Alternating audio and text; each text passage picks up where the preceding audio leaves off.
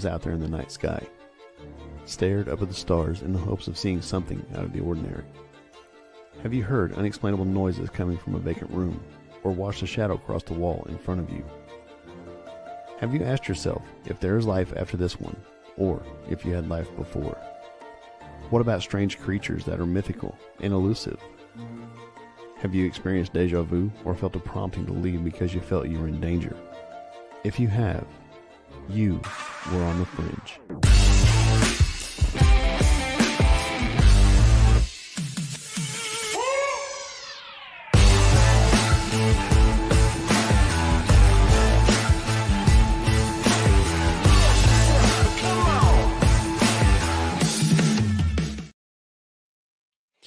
Good evening and welcome to another wonderful episode of On the Fringe. I'm Mark.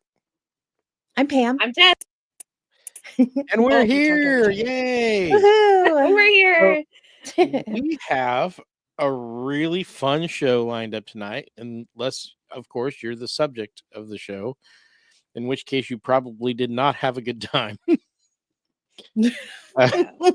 So, oh no. Likely not. Likely not. Before we get started, I've got just some housekeeping to take care of. And hey, this is Mark with What If Tomorrow and What If Tomorrow on the Fringe. Be sure to check out our website, whatiftomorrowmedia.com, and look at our cool merch. We've got t-shirts, hoodies, posters, and more. Our affiliates are Duke Cannon, EMP Shield, My Patriot Supply, and Conflicted the Game. Or check out buymeacoffee.com/whatiftomorrow and buy us a coffee.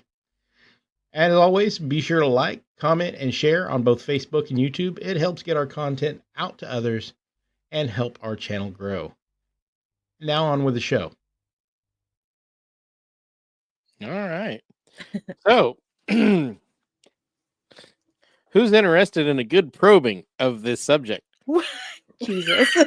Oh, I've been waiting for a week to say that. I'm sorry.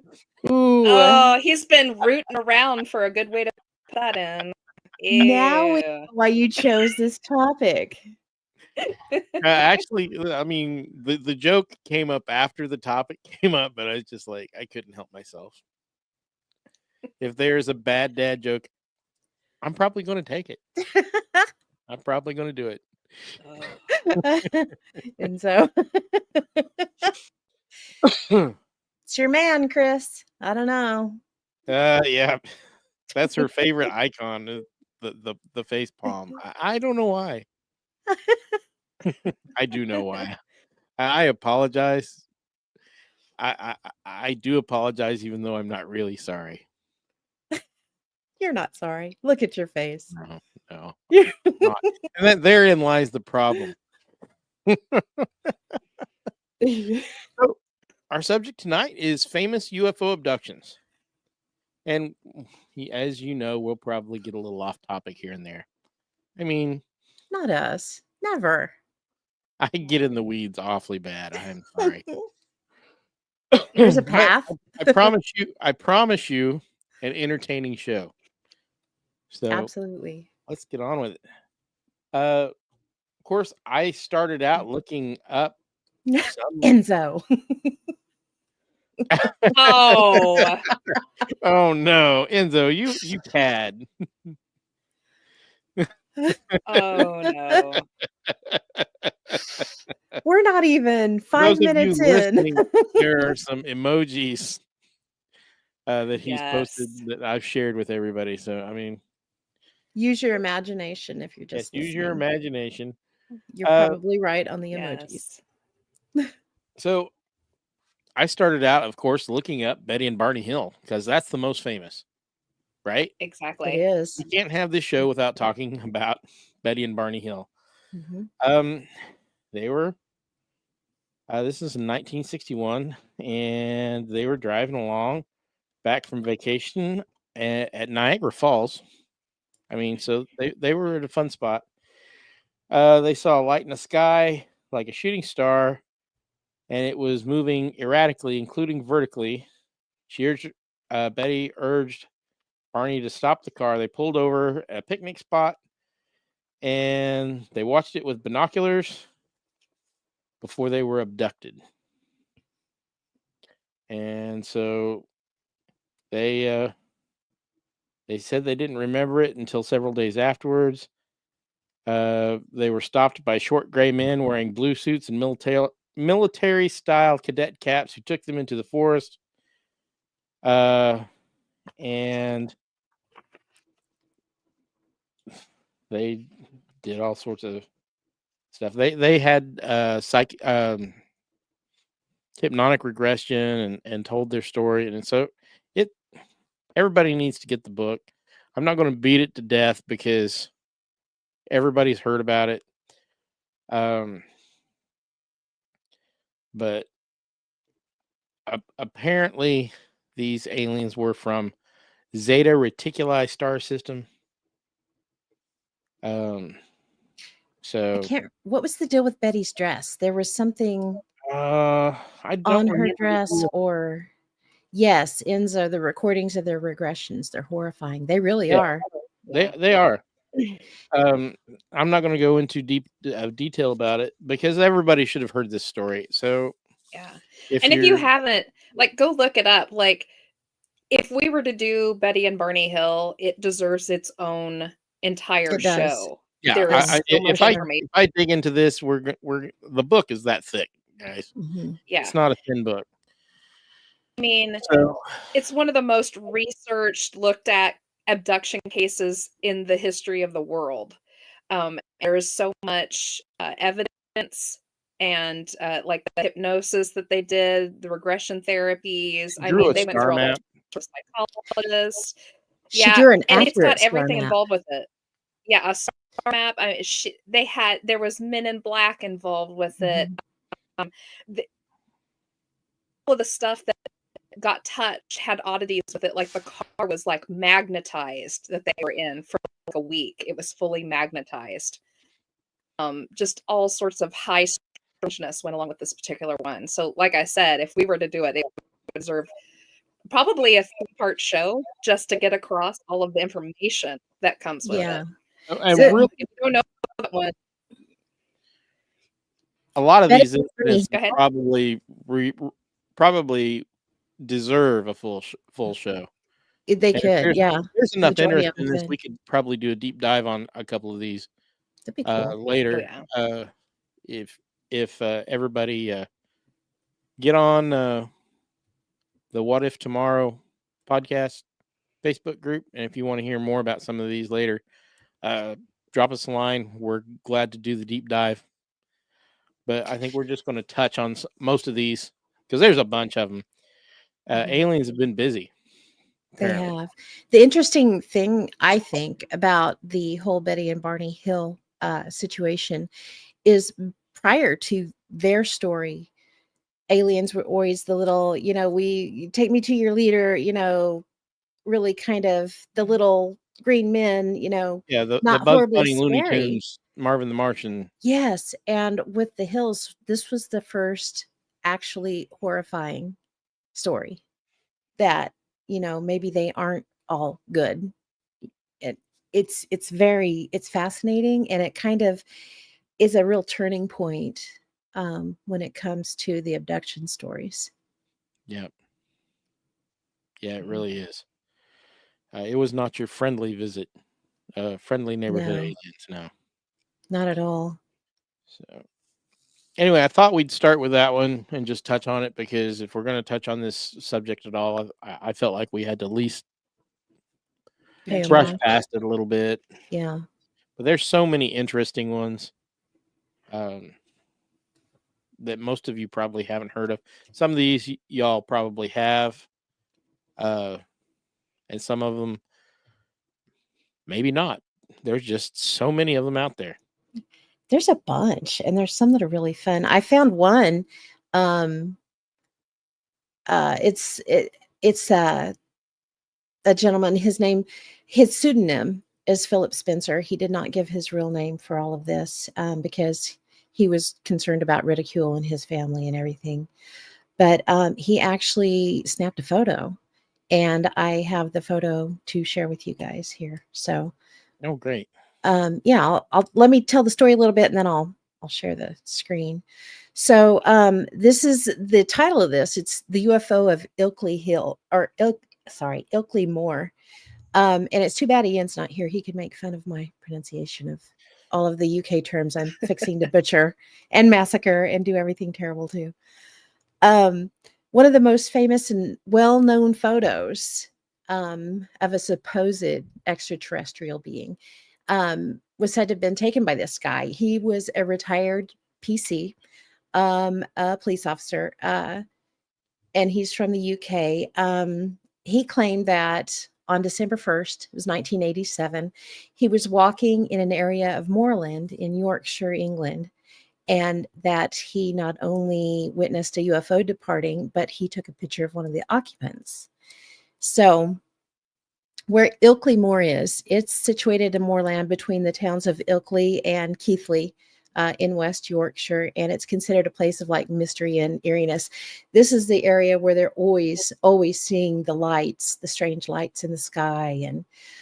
And there's a lot of, in the northern area, there's carved boulders that date from the Bronze Age, and there's, the small stone circle off to the east called the 12 Apostles. So this place for years and years has been known for its strange legends and the strange creatures that are said to, roam through the night, and like swirling, it's almost an intelligent lights that come through fog, which I thought was interesting because fog is another thing that pops up a lot with abduction cases.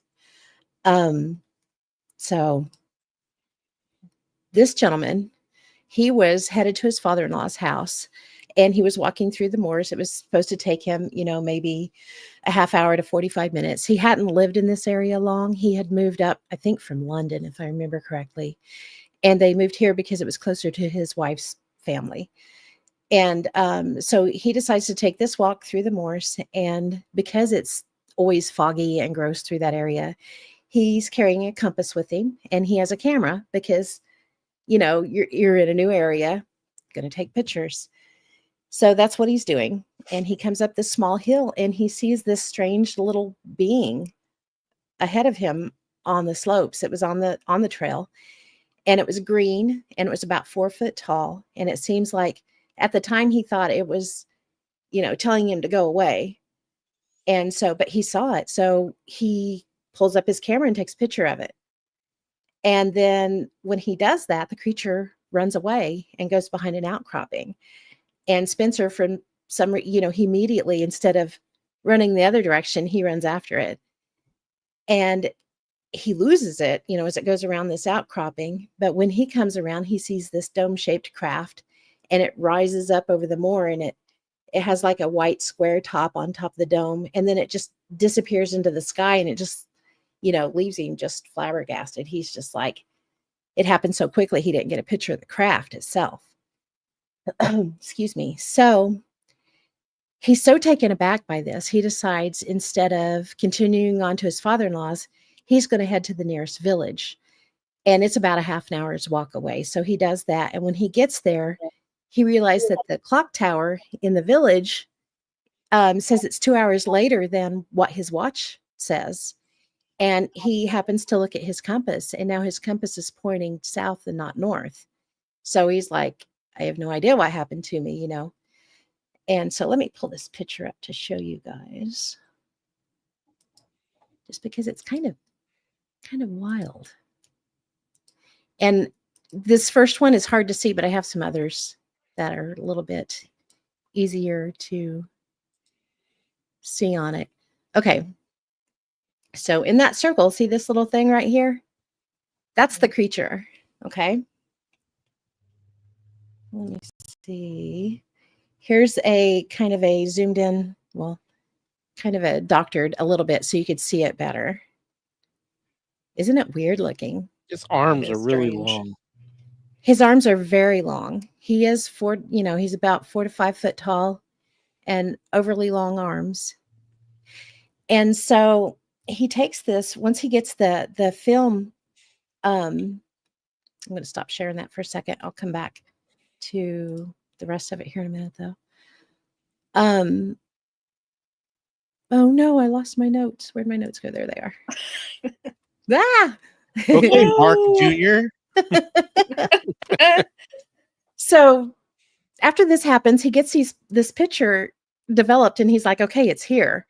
So he takes it and sends it to a number of experts around, including Kodak Laboratories in Hampstead, and even sends it to the laboratories in the US. And there was an optical physicist from the Navy, and he looked at this and he was like, this picture's just too grainy. This was the 80s, and I have a lot of pictures that are pretty much this Yeah, quality right here I from the was a 80s. terrible photographer. And I'm surprised to get a picture at all, honestly. I got a good picture of my thumb almost every roll of film. Oh yeah, yeah. That was easy to do.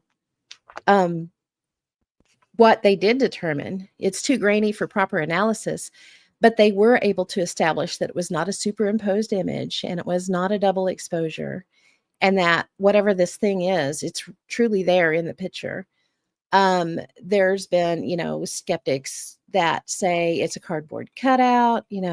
There's Ian. You've missed me massacre all of these names of these UK places already. Sorry. Maybe it's a good thing you're late. Um, so, he's like still curious about where these 2 hours went that he lost. So he gets hypnotically regressed. And under hypnosis, his story kind of changes a little bit. He still sees the creature, but when he sees it, he finds himself instantly paralyzed and levitating off the ground for a few feet. And this little green man starts to have this pull on him, kind of like now this guy's like he would be a balloon floating behind, and he takes him to the saucer and pulls him inside. And they're really nice. They're very calm, but they do some medical experiments on him. They insert stuff up in his nose and his mouth. And at some point, he's given a tour of the craft, and he notices when he looks out the portal that he can see the Earth, so he knows he's not on the planet anymore, or he thinks he's not on the planet anymore. And he got a better look at the creatures. He said that they were enormous, or they had enormous 3-fingered hands and V-shaped feet with 2 huge toes on them. And then they had these ginormous eyes and with a slit for a mouth and no nose. And you can kind of see that in the picture too. I'll pull it back up here in a minute. That sounds pretty much like a classic gray. It does, doesn't it? Just a little bit differently shaped. Not a lot, but a little. Let me pull that back up, Mark, because if you look, like right here, you can kind of make out like where would be 2 eyes, and see how he said it has a flat face with just a no nose and a slit for a mouth. Yeah. And the hands do look oversized. They are oversized, and they have the 3 fingers as opposed to, and the feet you can't really see anything on. No, it's hard to see, but there's something there, and it doesn't look quite human. Cool. Well, it could be somebody holding something, I guess, making it look like their arms are really long, but Mm-hmm. I mean, that's doesn't look right. No, it doesn't look right at all. And Enzo, he said that the Navy expert that reviewed it was Bruce Maccabee. He later worked with NICAP and MUFON. Okay. Cool. Okay, let me knock this back down here again for a minute. Find my notes again. Okay. So while he was on the ship, he claimed that they set him down in front of a screen and essentially showed him apocalyptic imagery, nuclear explosions, famine, floods, tanks, soldiers, etc. And then he was shown another film, and whatever he was seeing this second time, yeah, he does kind of look like Gumby, doesn't he? Whatever he saw on the second film, he still has yet to reveal. He said that it's too important, and these creatures didn't want the rest of us to know, so he vowed never to discuss the topic. saying he's not allowed to divulge anything, which is interesting because he was not able to divulge it under hypnosis either. So at that point, after that second movie, he was apparently returned to the Moor, and he took a picture of one of his captors, which, is the picture that I just showed you guys. But this is where his story really changed from what he originally said, because at first he said that the creature was like, waving him to get away. But he said, no, he was actually telling him goodbye.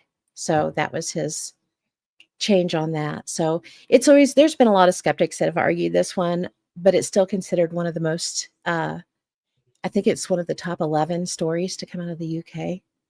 Yeah. So, but, Nick Redfern, he said that Spencer's been hassled by the Ministry of Defense a few days after the incident on the Moor, and that they opened a file on him, and that Men in Black have been intimidating him and all kinds of things. So, but I thought that was an interesting one. Well, Men in Black show up in several of the stories tonight. They do. And before we move on, let me show you the rest that goes along with this. This is the only one I have pictures for tonight. So we can always count on Pam for a few pictures. Oh, I'm all about the pictures. Okay. So, hang on, I got to find my notes back. There we go. So when I was on Reddit and looking around, this one is on there too. And somebody said, you know what? There's an uncanny resemblance to the Cop Grove Devil's Stone, which is a mysterious place. And it's not too far from this area as well. And this is what that looks like. See, there's the small creatures. See the longer arms and the short legs. Yeah, it does. Yep. And here's kind of, you can see a little bit better here. I just thought it was interesting though. Yeah. Yeah. Surely is.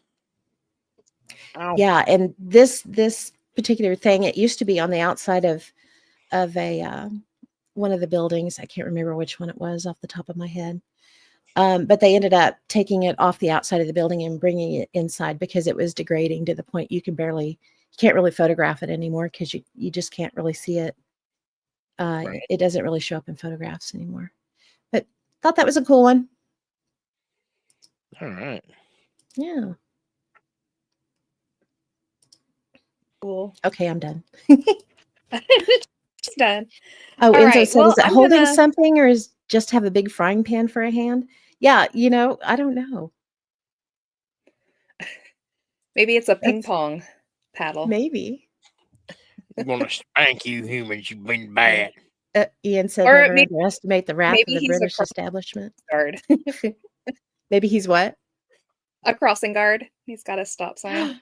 Oh, Maybe so. an extraterrestrial crossing guard. Perhaps. Maybe so. All righty then.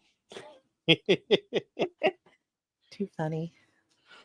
So I thought that I would talk a little bit about the Valentish disappearance in the Bass Strait of Australia, a really highly well-known one. I think it's kind of sad. If you look it up, the first 8 pages of internet sources, you're going to find that Valentish was basically just an idiot who didn't know how to fly his plane and got himself into trouble and then got his plane disappeared. Yeah, but there's so much more to it, and I've always thought it was a very We've mentioned this guy before on, I think, one of the Triangle shows. Yeah, it's Bass Strait. So the Bass Strait is one of the 13 Vial triangles that we've discussed on former shows. In fact, I actually pulled up the notes from that previous show. So once I'm done kind of talking about his experience a little bit, I was going to kind of touch upon everything that's happened in the Bass Strait. Oh, cool. Along with his incident. So you can kind of see, I think there was a little bit something more to it than what the Australian government and military officials and the news programs would have you believe on this particular topic. And there have been several TV shows that's actually covered this as well. Yes, there's it's lots a big of stuff. one. If you're a fan of unsolved mysteries or any of the type of shows, or even the ones they show like on the History Channel and travel and stuff like that, you've most likely heard a little bit about this one. It's just extraordinarily interesting, and their reasons for him, like for it not being paranormal or supernatural or UFO based in any way, is so much more far out than his excuses. It's kind of it'll speak for itself. I'm just gonna tell you all about it. So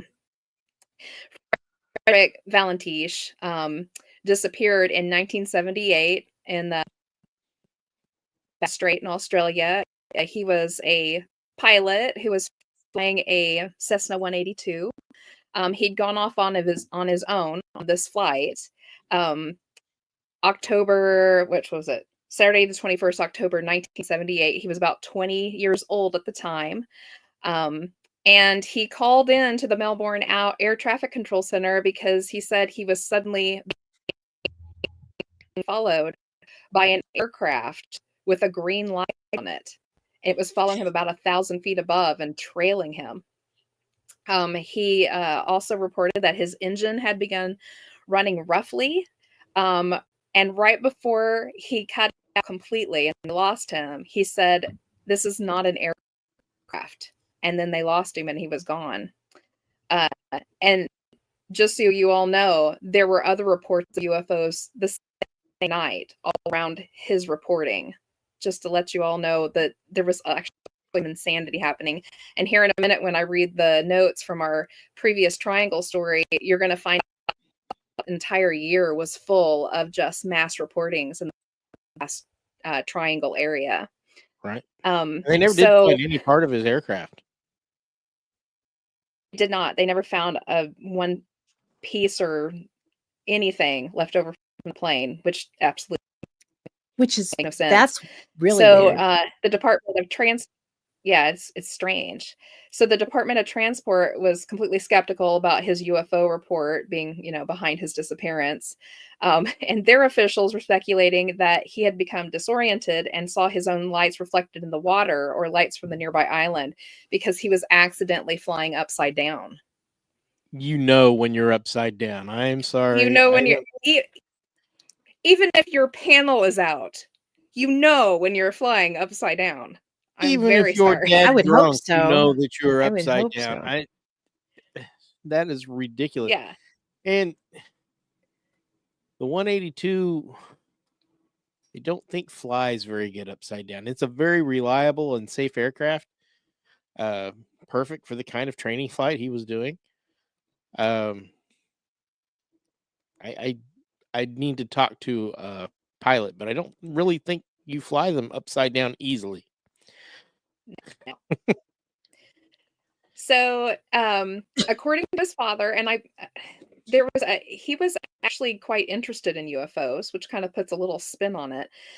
His father said that he was an ardent believer in UFOs, Valentiche was, and had been worried about being attacked by them. 6 days before his disappearance, he had discussed it with his girlfriend, Rhonda Rushton, the possibility of a UFO taking him away.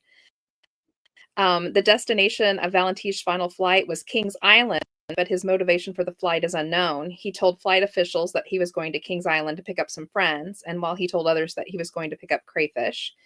Later investigations found both stated reasons to be untrue. Valentiche also failed to inform Kings Island Airport of his intention to land there, going against standard procedure. So that's just the little bit of oddness inside of it. So I'm going to throw that in there, so you can make your own decisions about things. So I'm just going to get into a little bit more of the details of the flight itself, so you can kind of see how weird and strange it was. So Valentiche radioed Melbourne Flight Service at 7:06 p.m. to report that an unidentified aircraft was following at him at 4,500 feet. He was told there was no known traffic at that level. Valentiche said he could see a large unknown aircraft which appeared to be illuminated by 4 bright landing lights. He was unable to confirm its type, but said it passed about 1,000 feet overhead and was moving high speed. Valentich then reported that the aircraft was approaching him from the east and said the other pilot might be purposely toying with him. Valentich said the aircraft was orbiting above him and that it had a shiny metal surface and a green light on it. He further reported that he was experiencing engine problems. Asked to identify the aircraft, Valentich radioed, "It's not an aircraft." His transmission was then interrupted by unidentified noise described as metallic scraping sounds, and then all contact was lost. Now, also in Valentich's favor, later on, 3 different eyewitnesses who had multiple people with them, so there's more than the 3, each had sent in claims that they had seen a Cessna flying through the air with a gigantic green light chasing him through the sky. And they all reported them on their own at different times that evening, calling them when they had come home. A lot of them were on the road, on the way home from work, or, were out and about doing chores and things. And they called in to either the Air Force Base or the local sheriffs to tell them that they had watched this gigantic green light chase this Cessna around. So that completely goes in his favor. It does. Unbidded from anyone. Nobody hunted those people up. They called in on their own volition. So that's pretty much the end of his story. They never found anything of his plane, which doesn't make sense because apparently the route he was at and the way that the tides flow in that area, something should have eventually washed up on Kings Island. But There were too many people with eyes on him for him never just did. to fall off the face of the earth. Yeah. Too many people with eyes on him. The only they ever found, apparently at one point or another, they found a small piece of a plastic that they thought might have been off of a panel for the airplane. And they claimed that it was his. But when I looked into it further, it came from the time period that his Cessna was made from, but it spanned 12 years. Like it could have been any plane from a Cessna something something to a something something within a 12-year period had been made. So And it could have come a from little piece of anywhere. a plastic panel. It could have come from anywhere. Yeah. And it was washed up in the wrong spot too. So anywho. So if we dive into the Bass Strait really quick, just to kind of give you guys an idea of the insanity that happens, the Bass Strait is one of the most active triangles when it comes to high strangeness. In just so 1978 is when Valentich went missing. Also in 1978, they captured 5 pictures of UFOs. There were mass UFO sightings on the coastlines of Tasmania and Victoria. And in 1978 is when that crazy story happened about that woman reporting that portal had opened up on her front lawn and like sucked her furniture through it. And had eyewitnesses for it. That's so crazy. That's just 1978 alone. So within the Bass Strait, they have tons of missing ships and UFOs and missing planes and the portals. And I have a list. I'm not going to list them all, of course, because we'll be here. Look at all this. That's a show. This is, Mhm. it's an entire show on its own, and it continues on the next page. So I think Valentich might have been a victim of something other than I really wanted some crayfish and I accidentally flew upside down and saw my own reflection in the ocean. Just saying. Hi, Sylvain. Yeah. Hi, Sylvain. I don't care how messed up you are. I fail to see how somebody could accidentally be flying upside down. Yeah. I can You would know. understand if you were coming in at an angle and didn't realize it because maybe you were disoriented. It's night, you've lost your panel, you can't see the horizon line, and maybe you're feeling the G's because you're coming down quickly. You may not realize that you're tilted or you're coming in at the wrong angle. But being completely upside down, I am sure there is something loose in that Gravity-wise, cabin. surely, yeah. Yeah. If you had a Exactly. lap belt or I'm even a surely there's a 3-point pin harness. or something in your cabin.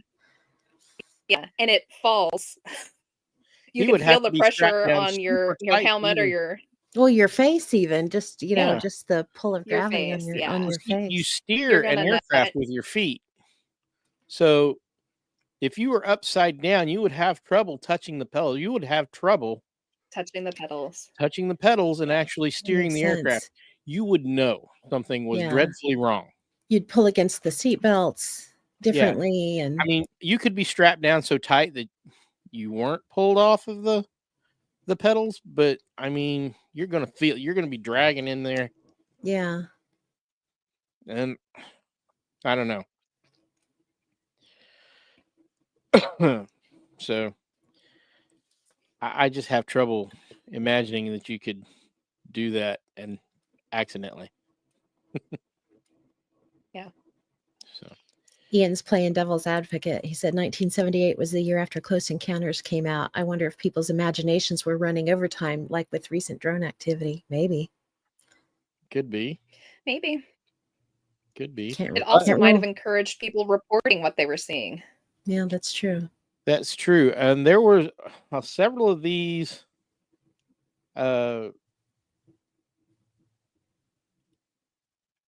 incidents. Sorry, I went blank for words there for a second. I'm sorry. Words are hard, people. They really are. They are.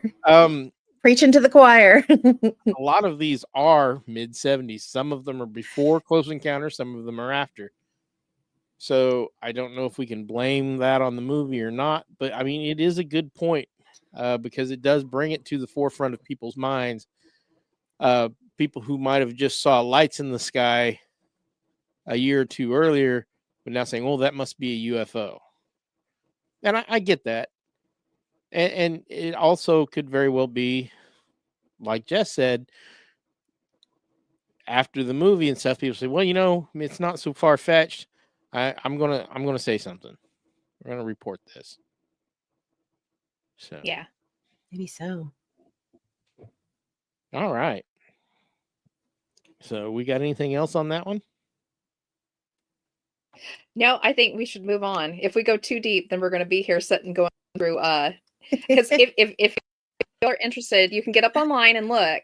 The full written transcript is available for free to go read. His entire conversation he had back and forth with the airbase and everything. You can hear the conversation that went on, and you can hear the scraping and metallic sounds at the end before he cuts it out.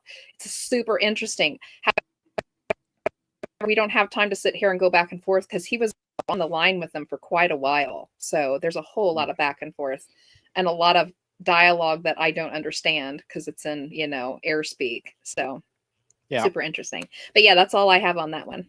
And there's several TV shows that have at least parts of their episode is about this. So yeah, there's even a couple dramatic reenactments. So, all right. What's next? Pam trying to yawn without anybody noticing. It didn't work very well. Excuse me. Snacking, I'm sure everybody noticed. Do you want me to go next, or you want to go next, Mark? I don't have a whole lot that you guys don't have, but I do have, and I'm sorry, Sylvain, I'm going to very badly butcher this guy's name. Antonio Villas Boas. October 16th, 1957, while working at night on his family's farm in Brazil. Sounds French, so I don't know. Claimed to have been abducted by extraterrestrials. He said he saw a large egg-shaped craft with a cupola, little dome on top, containing a rotating red light. Well, that sounds like it might be Earth-based with a rotating red light. I mean, that was on all the airplanes at the time. Craft landed by extending 3 legs, after which several 5-foot tall beings disembarked. Antonio tried to escape on his tractor, but the tractor died and he continued on foot. He was eventually captured by these beings who wore gray overalls and helmets. He was taken aboard their ship, whereupon they took their helmets off. They had small blue eyes and communicated via a series of animal-like grunts. Once on board the ship, Antonio was stripped naked and covered in gel. He was led to a large semicircular room that had all kinds of symbols on it. And he was able to remember these symbols with perfect clarity, he says. A gas was pumped into the room, and a naked female alien came to talk to him. So now we're starting to get into I don't know. Anyway, they got frisky. They got frisky, and Got frisky. I remember why I skipped this one now. yeah. It is a famous one. It's famous, okay? Something. Sounds like it. And a medical examination afterwards, after he made these claims, showed that he was suffering from a mild dose of radiation sickness. So that's the reason I included it, besides the fact that it's reasonably famous. You don't just get radiation sickness. Something has to give you radiation sickness. Yeah. Enzo. He's feisty tonight. He is. He is. He's being naughty. So, and there, I guess there's a cartoon book Oh no. that, yeah, I'm not even gonna go there. But it was fairly well known at the time. And I I'm thought sure it was. I'm sure. Illuminati. Illuminati. Oh, that's bad. That's bad. Anyway, I'm now thoroughly embarrassed for having read that out loud. And let's move Hey, you on. did leave out some of the other portions of I it, so Did leave some of the naughty stuff out. did. I'm You sorry. did. This is a sort of family show, so you did. And we appreciate that. Maybe you should start like an OnlyFans page for the naughtier shows. well, the only OnlyFans I could do would be You the have a naughty reverse kind where dog. they paid me not to put pictures up. Oh wait, Oh, that's called goodness. ransomware. And we Oh. can't do that. For only $19.95, we'll remove this picture from your computer. Oh Lord, Pam, you better get moving on. I'm reading everybody's story. comments. Next. Even your know, wife God. is getting you. That's Yeah, funny. I am red. Sorry. UFO. Okay, moving on. Okay, so we're back to, I think everybody likes to watch us just so they could see us completely slaughter these words, these names, Oh, yeah. especially. This one's Russian. So Oh God.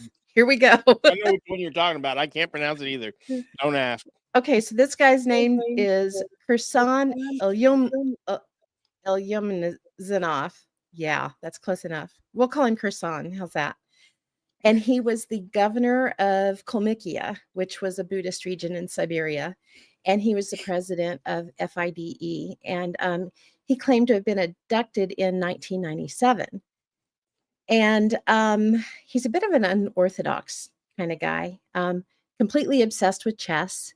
And he's a self-made millionaire. And he is the keeper of Buddha's remains that were sent to Kalmykia from Sri Lanka. I can't even say that. Sounds like chlamydia. Yeah, we'll leave it that alone. Oh my goodness. So this guy, I already forgot his name, Kursan, he believes, his main belief is that the game of chess was actually invented by extraterrestrials, and he claims to have been abducted by aliens in yellow spacesuits on the night of September 17th, 1997.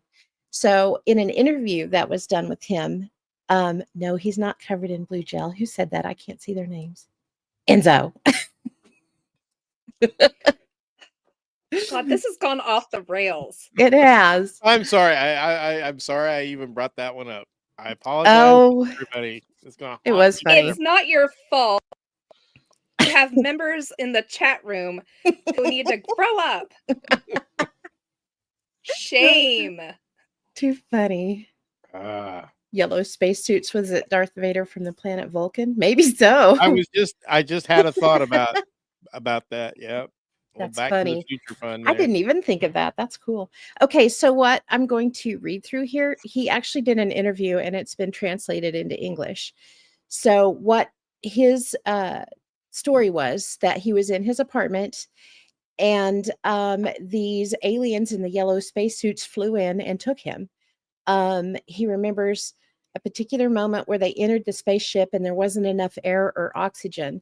And so they gave him a spacesuit and he puts it on and he still couldn't breathe. So the alien's like pointing at his chest with a twisting motion. So he understands that there's, I guess, something on his chest to regulate the flow of air. So he does that.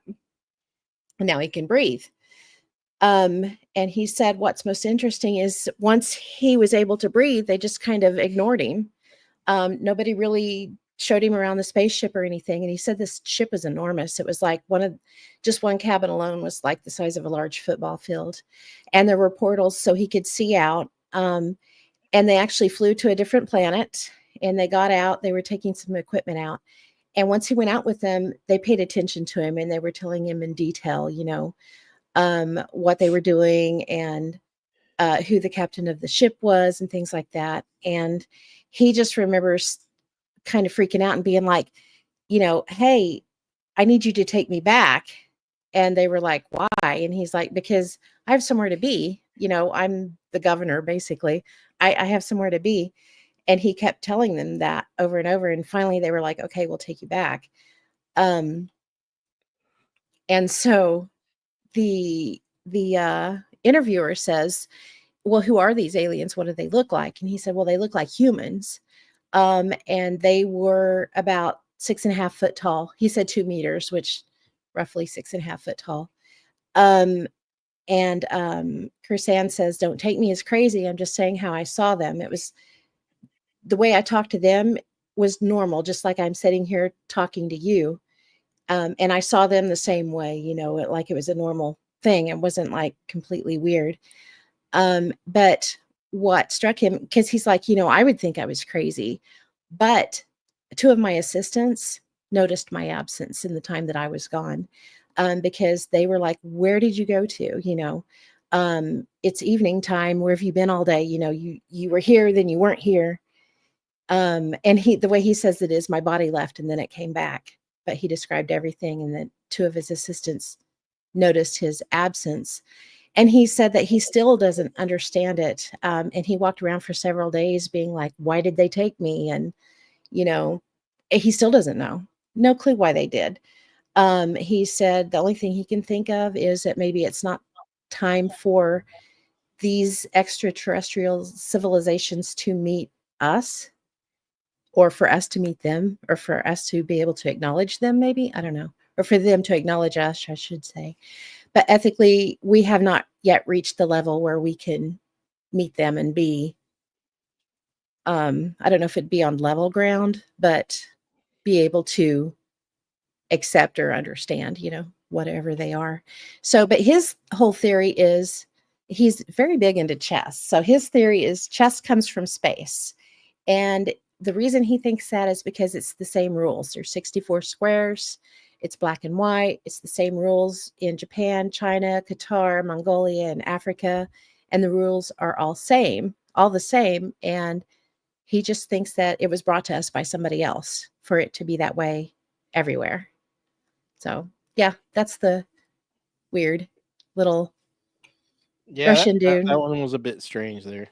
It was really strange, but the only reason I threw it in here is because he was an actual governor / president, basically where he was at that time. And then once his term expired, Putin took away the presidency there. So now Putin's over that. They thought he was going to blab state secrets. Probably, yeah. So, yeah, that one it's interesting. It's interesting, but that's the whole reason I brought it up, because this dude had a lot to lose, Right. He was in a pretty high powered position and he didn't have to talk about this, but he did. So I don't know. In situations like that where they have a little bit more to lose, it kind of makes me double take, maybe Yeah, look at their I story a think little you bit really need to closely. pay attention to it, Yeah. no matter no matter how it sounds, Mhm. because they should be a credible person, or they wouldn't be in that position. Right. Enzo, yeah. Enzo said, that's odd. Why take him? Yeah, that's a good question. Why take him? I don't know. Who knows? Yep. Why they Maybe it was an who eeny, they pick meeny, and miny, choose. mo, and who knows? I don't know. Maybe. Maybe they wanted to learn how to pronounce his name. Because I sure didn't do it very well. Yeah, I ain't even gonna try. It's not happening. I speak. I barely speak English. I'm not even struggle. gonna try that. I struggle with English. No. Y'all hear me bi-weekly struggle with English. So yeah. Okay, so I'm going to take us to Scotland for just a little bit.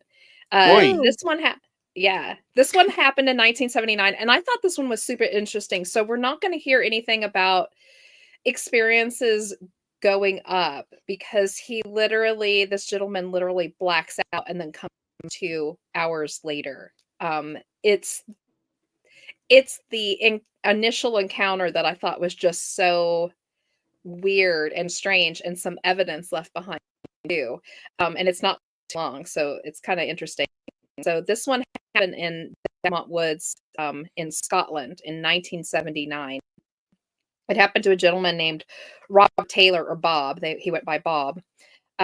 He was actually a forestry worker for the Livingston Development Corporation in the area. And he had just parked his pickup truck at the side of the road near the motorway with his dog, and was walking along the forest path, checking the fence lines and the gates.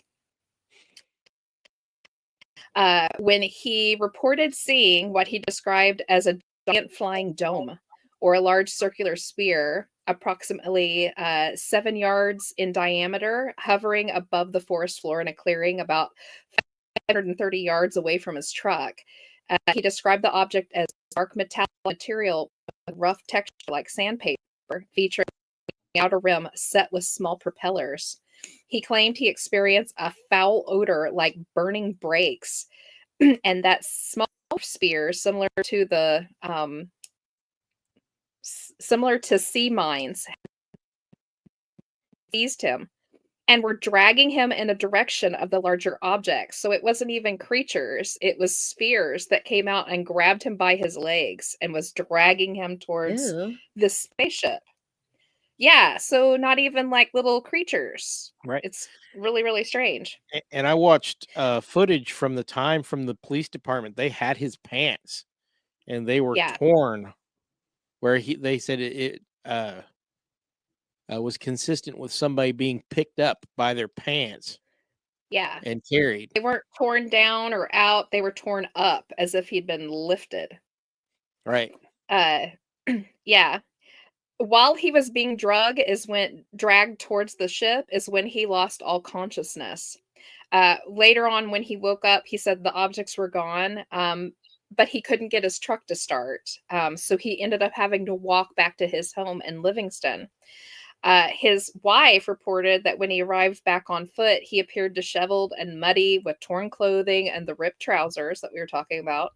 His wife called the police and the doctor, who treated him for grazes to his chin and thighs. So apparently he tipped forward at some point and was dragged that way. Police accompanied Taylor to the site where he claimed he received his injuries. They found ladder-shaped marks in the ground where Taylor said he saw the large spherical object, and other marks that Taylor said were made by smaller mine-like objects. Police reported the matter as criminal assault, though. I don't know how that works. The doctor, when he examined him, said it looked like he had been assaulted. Wow. Yeah. Yeah.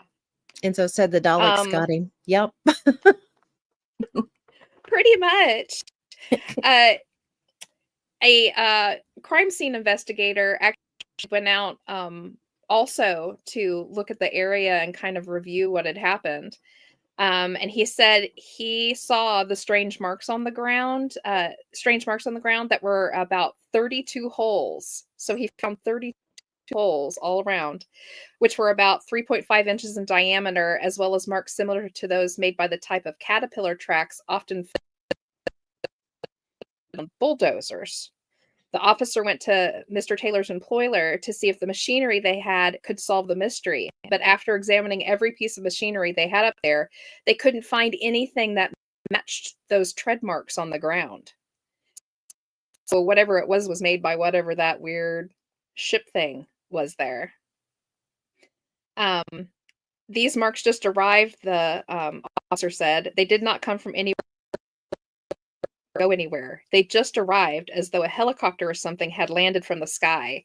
So what he was saying is there was no lead up to the mark and there was no lead out. It was if something came in, landed, smush, made the marks, and then flew off.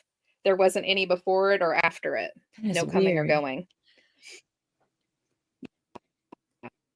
But yeah, and then just I have a little bit of forensic evidence on the pants, but it's just as Mark said, they could tell by the way that they were ripped that he had been pulled forward, not down. It wasn't as if he tripped into some barbed wire or caught it on something and it ripped. It was if both legs were pulled from the same exact position and ripped forward. So he got drug. That's wild. Yeah, I saw news footage from the time, and the officials seemed convinced that something had definitely happened to him, and they thought he was credible. So yeah. Well, I don't know how you do that to yourself. How do you create that situation? Yeah. Ian says, I blame most Scottish UFO cases on RAF. I'm going to butcher this. Mackernish. And the odds going on there. Lots of conspiracies about that place, even in recent years. So, yeah, I mean, it was a very fascinating case. I actually was amazed on how much footage was available of this guy. Yeah. So. Yeah, he was quite open about it. A very interesting case. And like I said, I thought it was just so interesting because you're not having little beings or little grays get out and, boop, boop, boop, come over and snag you. It was like they sent out two.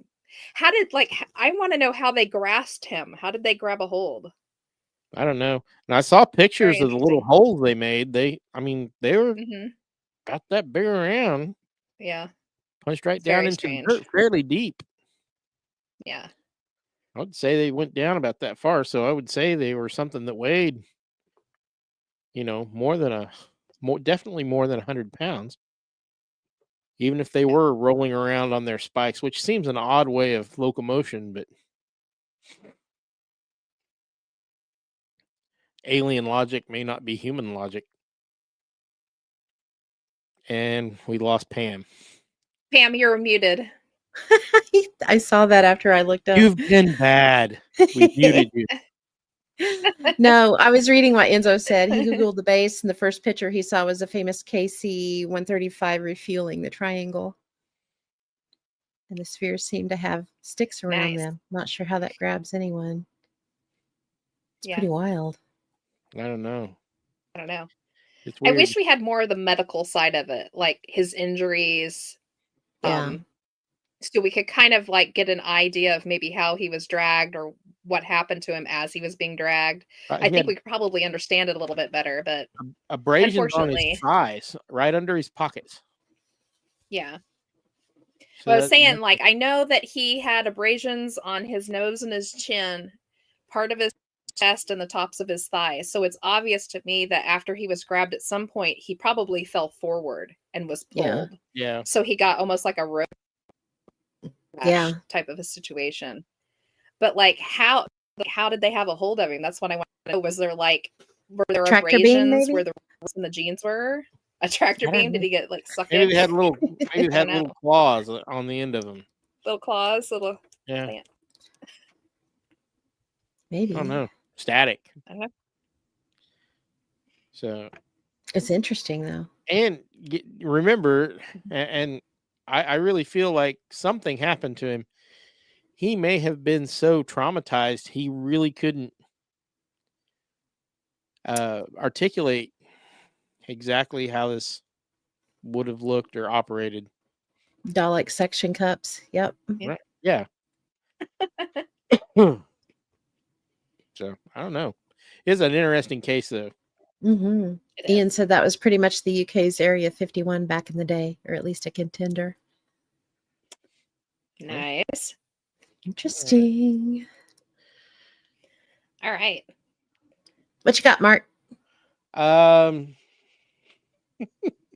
I've got a lot of the same things you guys got. I think we've taken care of my unique ones. Okay. Uniques. I'm going to Why don't you unique throw in up another one? Well, Why don't you throw one in, Pam? yeah. Okay. Because I think Mark has what we have now. Okay. Yeah, I might have another one in here, but I don't think so. I've got one on the 4 men that were camping in Allagash, Maine, that Mhm. realized later on that they were most likely abducted. So the details of this case, these guys were in August of 1976. There was 4 of them. Jack and Jim Weiner, they're twins, and then their friends Chuck and Charlie, friends from school. They're older now, but when they went to school together. They said that they had this terrifying encounter with aliens while they were in the Maine wilderness. Took them years to go public, and each one of them has been polygraphed and hypnotized, and their stories are holding up. So after they were on this trip, Jack, when he got home, one of the twins, he was having these recurring nightmares, and he didn't tell anybody about them except for his wife, Mary. But he said that he started having nightmares. They were really terrible. He couldn't explain them. He would find himself in a very brightly lit room, and he had no idea where he was or how he got there. But it was always to his left. He could see his brother Jim and Chuck and Charlie sitting on some type of bench, and they were all naked. And he kept wondering why they weren't trying to help him, because he felt like he was in danger.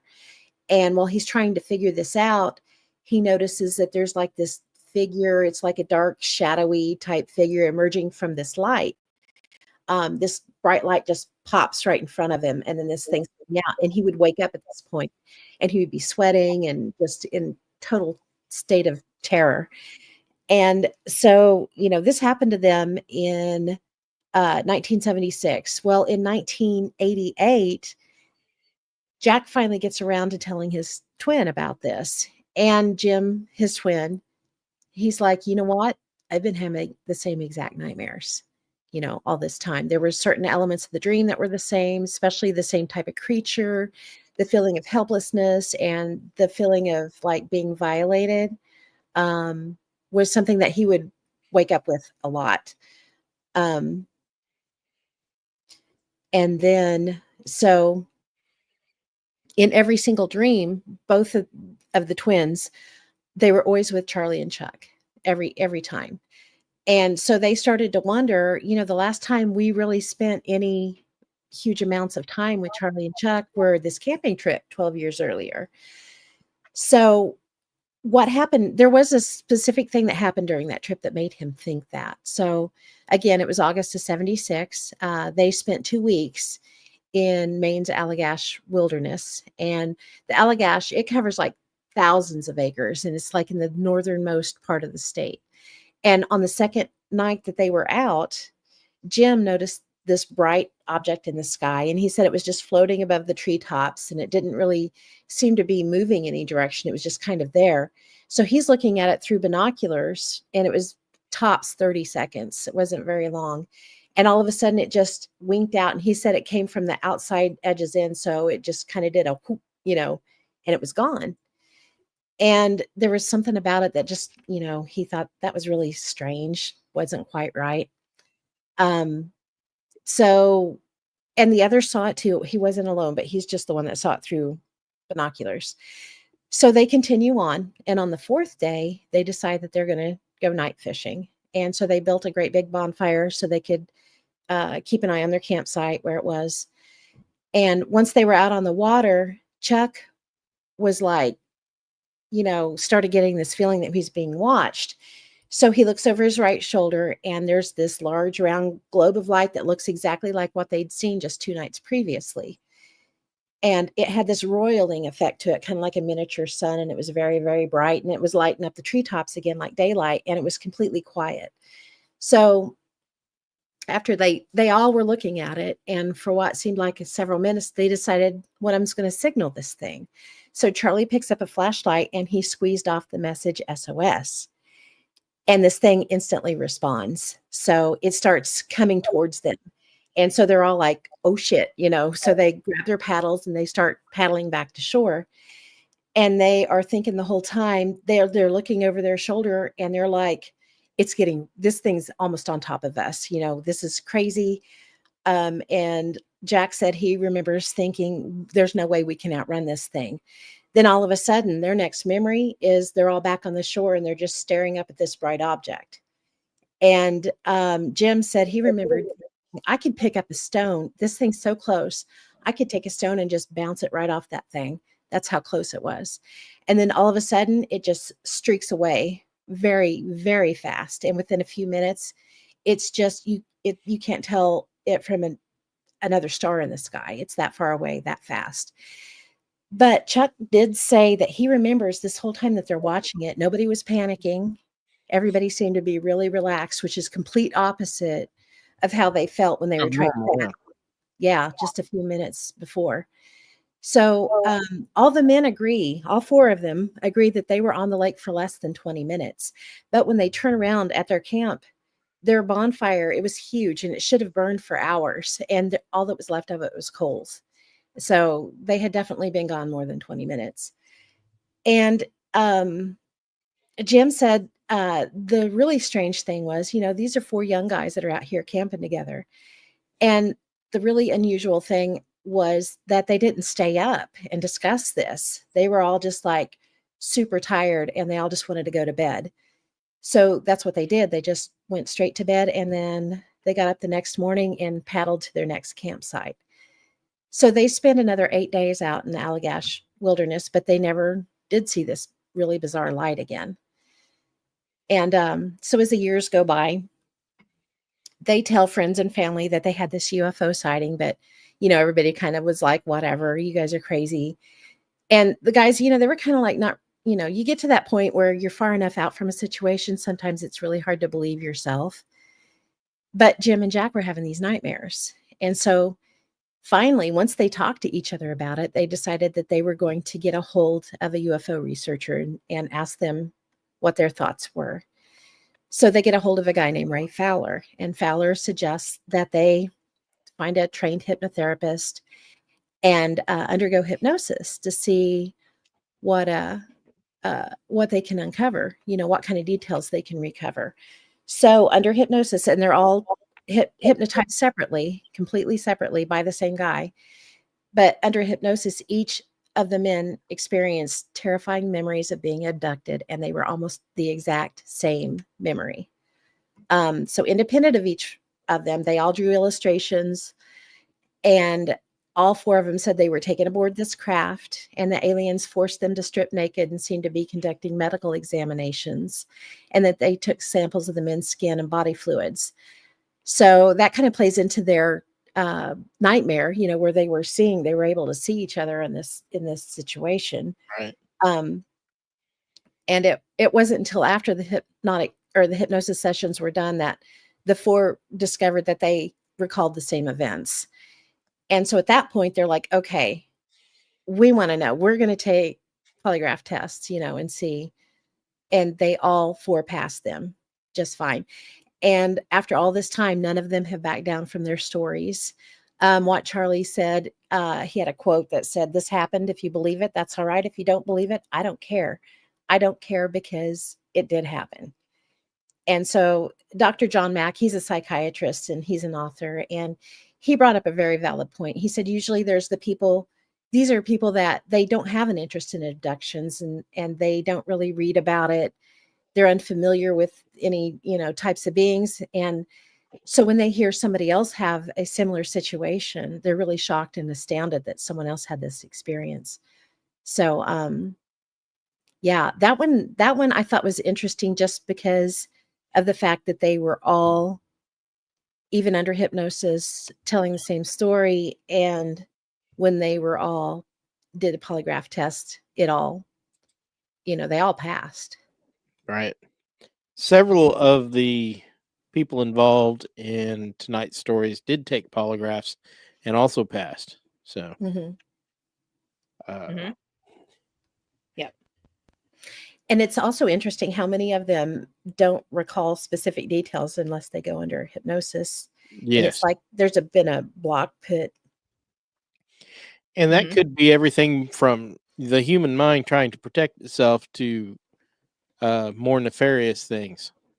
Yeah, Mhm. you could be right. Yeah.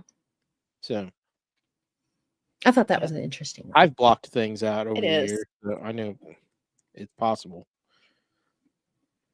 All right. All of these are rather interesting. I mean, every single one of them has some kind of an aspect. You're just like, wow. Yeah. Mark, did you do any research on the Pascagoula abduction? I did. The Pascagoula abduction was, let's just say, I don't want to go fishing in, what is it, Tennessee now? It's I am in not going. Mississippi. Yeah, Yeah, it's in Yeah. Mississippi. Yeah, I am not Do you going wanna fishing there. do you want to do that one? I'll let you have that one if you want. Sure, I'll do that. Okay. Okay, so these two guys, let's see, what's their names? I can't remember their names. Sorry. Charles Hickman and Calvin Parker. Okay, Calvin Parker and Yes. Charles Hickman. One of them was much older than the other. I can't remember which one. I think Calvin Parker was the younger one. He was 19 and Charles was 42. They go out fishing, and they're fishing, and they see this this object. They said an oval, a lighted oval shaped object, 30 to 40 feet across and 8 to 10 feet tall. They said they were conscious and paralyzed, while three creatures with robotic split mouths and crab-like pincers took them aboard the object and subjected them to a physical examination. It's like Mark has just been asked to read his homework out at school. I mean, and I'm terrible at speech. Okay, all right, I didn't take it in school. So anyway, these guys, Sorry.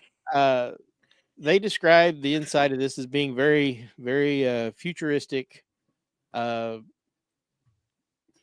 comes out of the wall and does tests on them. And Yeah. They said it was like a giant robot eye yeah, came out and giant, started doing experiments on them. right. And they've got a book, The Closest to Counter My Story, which you guys should check out. And there's a historical marker out there, so you can go to the site. That's Yeah, pretty cool. You actually can. There's yeah. Let's see, I closed the one with all the pictures. Damn it. So Well, you go hunt the pictures back up because they're pretty interesting.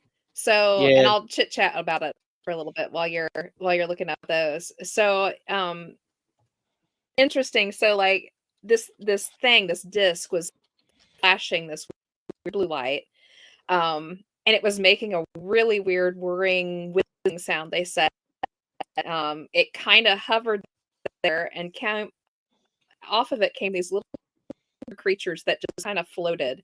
They didn't walk on the land. They were like floating just above it. Kind of paralyzed them, and they felt themselves being pulled on board. And just like Mark said, they were kind of they got experimented on by this huge. They said it looked like a huge robotic eye that came out of the wall and just started to kind of poke it and prod it at them. And before they knew it, they were being dropped back off on the side of the lake that they were fishing at, or excuse me, the river that they were fishing at. They left right away and reported it to nearby Keeler Air Force Base. or Keesler, excuse me, and the Jackson County Sheriff's Department. And they actually secretly recorded both of them giving their separate interviews, which no one found out about until much later. But if you go back, you can actually listen to parts of it. They, in my opinion, were being completely honest about the entire situation. They were traumatized, they said. They were completely worried about their families and what was going to happen to them. And basically, were not deceiving anyone. They were telling the exact same story. And both of them did do a polygraph and passed it. Both passed also.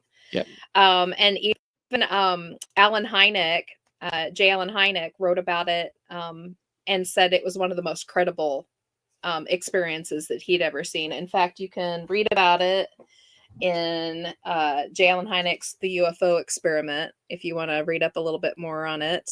Really good book for anyone who's interested in UFO studies, by the way. It was also, they described the creatures really strange too. Mark touched on a little bit. They had like gray skin, but this time instead of being shiny and smooth like they usually say it is, they said it was more like elephant skin, that it was really wrinkly and hard. It was really rough. And rough looking. No facial features except for a slit mouth. Yeah, the slit mouth. They had bullet-shaped heads instead of like the oval type egg-shaped heads like you usually hear about. And they had crab-like pinchers, they said. Hands, but they were more pincher-like. And of course, they levitated, like I was talking about, just above the ground. So instead of walking on the surface, they floated. Really strange. Yeah. When I lived down there, I only lived like a half an hour from where that is. And I saw interviews with these guys. Yeah. They were generally still freaked out. Mm-hmm. Yeah. Years and years later, totally freaked out. They weren't. Oh yeah, there's get online and look for interviews with these guys because that's freaky. They're still freaked out. I mean, yeah, like Enzo said, they covered this abduction on the Netflix documentary called Files of the Unexplained. There's also been a couple of indie movies made about it and other small documentaries. And of course, these have also been featured on all the, Unsolved Mysteries and the mysteries on Travel Channel and stuff like that. It's kind of all over the place. Very interesting though. And I think it was Alvin, the younger one, wrote a book about the experience not too long ago, I think. Mm-hmm. Yeah. 2015. I want to say, I mean, the older guy, he's passed now. Calvin's still alive though, isn't he? Yeah. Yeah, he was in his 40s back in 79, so. Yeah.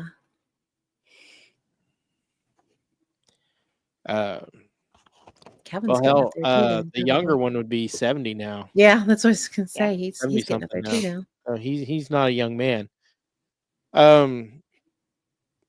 Like I said, the interviews I saw years later, they were still, I don't really want to talk about it, but I feel like I got to. Yeah. Type yeah, things. they definitely weren't looking for notoriety at all. They preferred not to have it. There's a lot of weird stuff down there. I felt there's weird stuff everywhere though. Looking at their faces while they talked about this, I really felt the ring of truth in what they were saying. Mm-hmm. So I like it when I get to see the live universe or interviews. Pamela. Oh no, hang on. Oh, he called you by your full name like you're in trouble. I know. Get that shock through your system. What'd I do?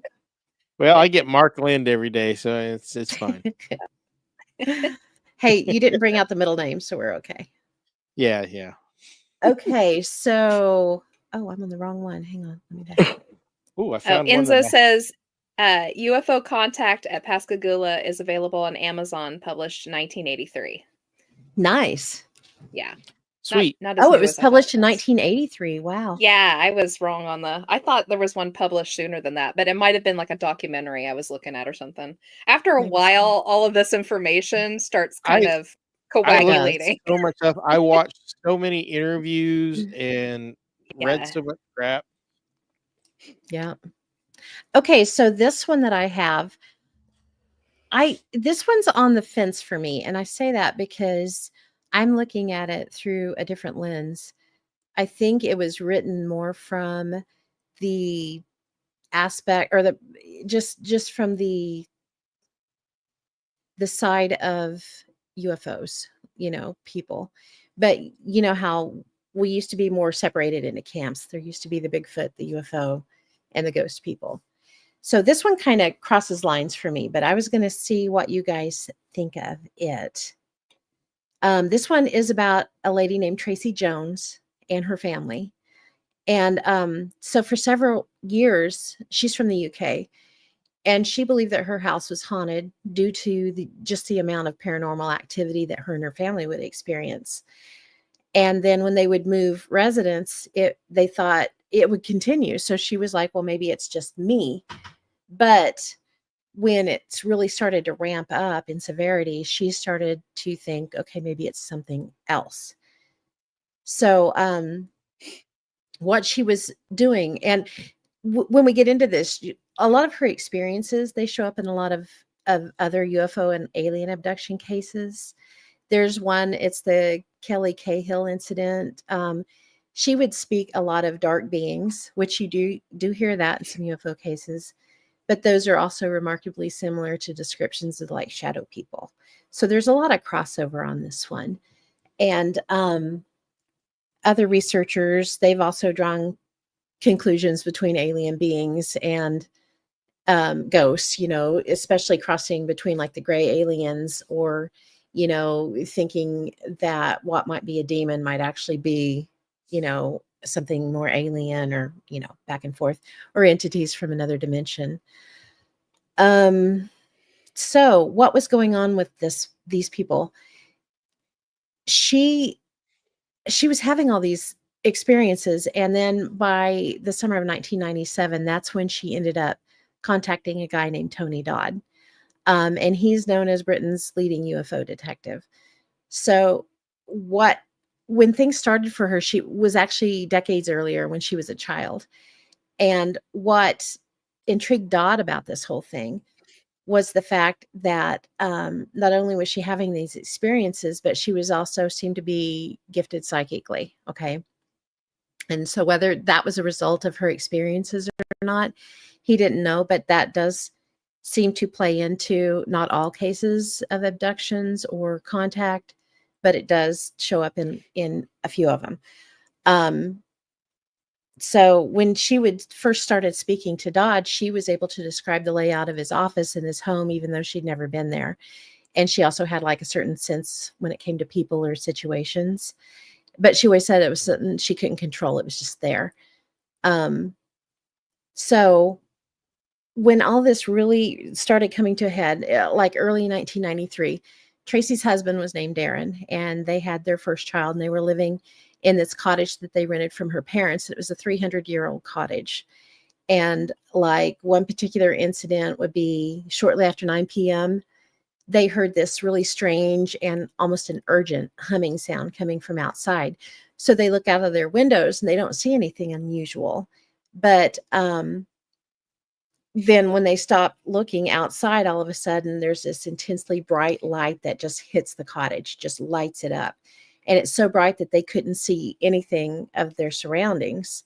And it only lasted for a few seconds, but by the time it vanished and the humming had ceased, when they looked at their clocks, 15 minutes had gone by. So, they weren't quite sure what was happening, scared out of their minds. So they didn't go outside until the next day, when Darren would go out and see, if he could see what had happened. And when he looked, they had like this really heavy wrought iron fence that went completely around their yard, and it was all twisted and just wrenched apart. And he also discovered that 3 large doors on outbuildings, they had these heavy duty padlocks. They'd been ripped completely off, and the doors were open. And over the time that they lived in this cottage, this would happen over and over again. And one of the strangest things that happened was Tracy had been in and out of the hospital because she had an infected wound on her chest. And it was affected to the point to where she had to go daily to have everything changed and have, medication put on it, everything. So she was doing these daily visits. They went on for almost a month.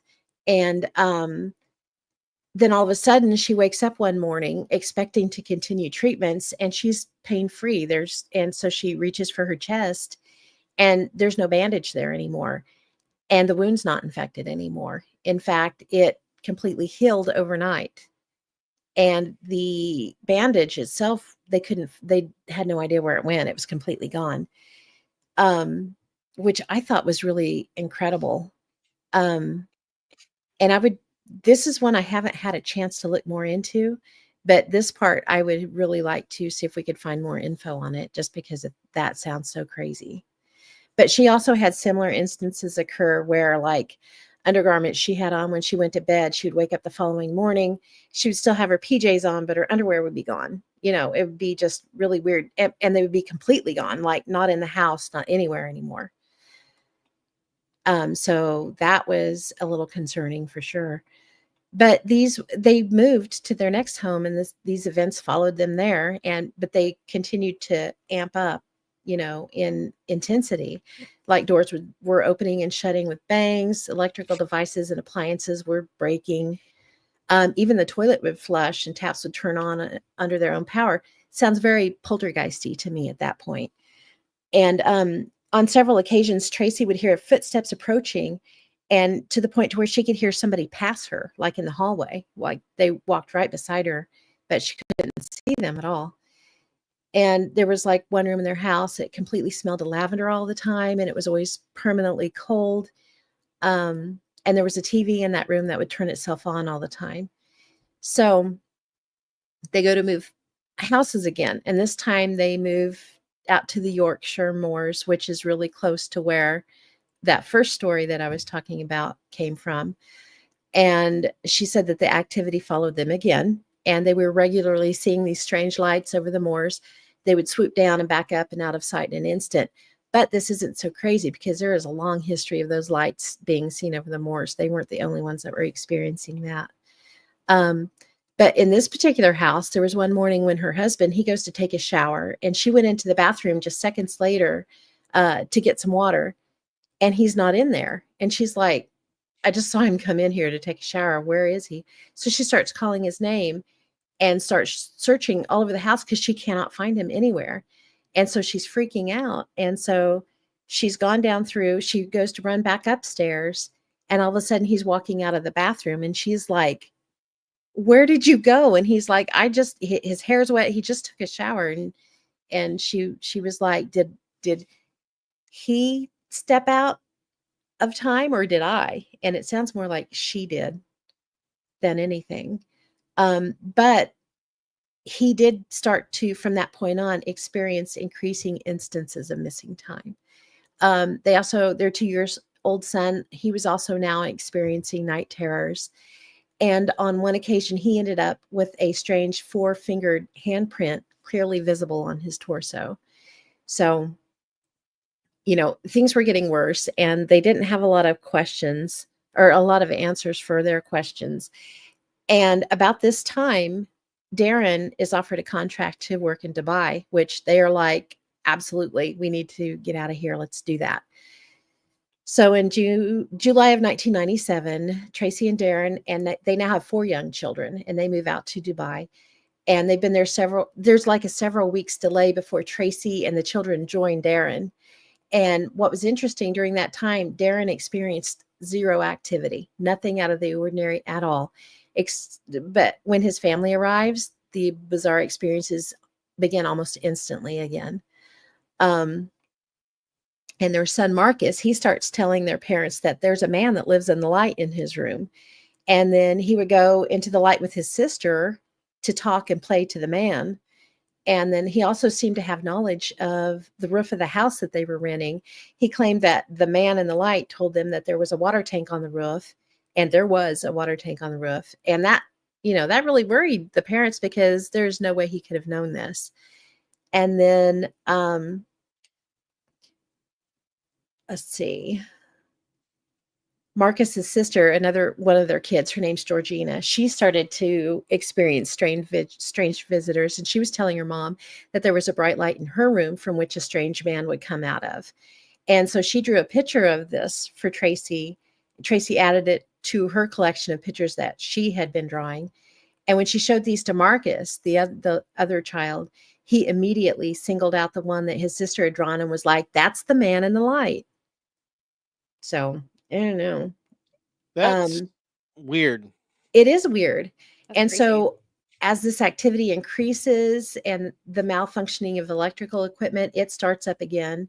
And now crockery is moving across the kitchen table and smashing on the floor. And Tracy said at one point, her and Georgina were sitting at the kitchen table one morning, and then Tracy just kind of jerked back to herself and realized she couldn't account for the last 30 minutes. So at that point, she's been remaining in touch with Dodd through email. And so in December 1997, Tracy and the kids, they returned to England, and they rent a house there waiting on Darren to come back because his contract was ending. But the activities followed them right back. And in particular, now it seems like it's focusing on Marcus. And an interesting point is by this time, everybody in the family was hearing someone's voice clearly speaking to them, even though there was nobody in the house. So they didn't know. She was starting to wonder, is there like an entity that's trying to trick that person into communicating with them? And so she did finally agree to go under hypnotic regression. And so they took her back to the night that her chest wound had originally vanished. And she told of waking up in her bed in the middle of the night, and at the foot of her bed was two dark figures. Each one wore a long hooded robe, which interestingly or not, is a detail that often surfaces in such reports of under hypnotic regression, where there might be some type of abduction. And she would also state that each of the figures had piercing bright blue eyes and white beards, which you don't always hear that, but still. And suddenly in this regression, she finds herself on a table. She can't move, but there's nothing visible holding her down. But she notices there's like a large needle descending towards her exposed wound on her chest. And these red lights appear to be coming from the needle. And as the open wound on her chest and the needle connect, there's an intense burning sensation. And she sees the strange hooded figures in the room, but her head's always locked in an upward position. And that at that point, they brought Tracy out of the session. But according to this, the incidents with the family continue through today. But I just thought that was interesting. It seems like a huge crossover between, is it more poltergeisty? Is it more an abduction or a contact? Or is it Jen? I was going to say, it sounds like she's a gigantic portable window area. Because the first house, I was like, she's sitting in a window area. But if it moved with her, it did. It's like place to place. She's place. her own window area. Yeah. Mm-hmm. I'm spitballing here, but it almost sounds to me like something discovered she had some sort of gift and was experimenting on her and her family about her gift. And even if they have stopped, she may be the focus for this because it may be her subconscious mind causing some Just of like this a beacon turned on kind of stuff. thing. Turned on the juice to whatever it does that does this. Maybe and it's so. stuck on. I don't know whether it's UFOs, whether it's paranormal, pan-dimensional, or whatever, or just plain old psychic goodness. Yeah.